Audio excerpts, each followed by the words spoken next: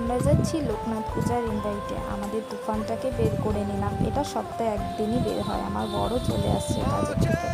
এখন যাচ্ছি মাকে নিতে। মাও চলে আসছে। মাকে নিয়ে রওনা দিব লোকনাথ বাবার বাড়ি, মানে আমাদের মামা শ্বশুর বাড়ি। চলে আসলাম মামা শ্বশুর বাড়ি। এখানে লোকনাথ পুজো খুব বড় করে হয়, খুব ভালো লাগে মামা বাড়িতে আমার। আমি ওকে এনজয় করছিলাম। এই দেখো, আমাকে একদম লক্ষ্মী ঠাকুরের মতো না, ঠিক সরস্বতী ঠাকুরের মতো লাগছে। এই যে মা, এখানে আড্ডা সভা চলছে, ওরা সবাই গল্প করছে। তারপরে মা আমার চুটকিটাকে খাইয়ে দিল, খিদা পেয়েছে।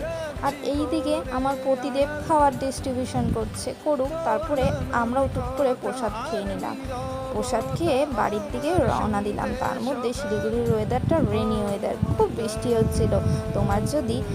তোমাদের যদি আমার ব্লগটা ভালো লাগে, অবশ্যই ইউটিউবে গিয়ে সাবস্ক্রাইব করবে আর ঘন্টিটা বাজিয়ে দিবে। Thank you.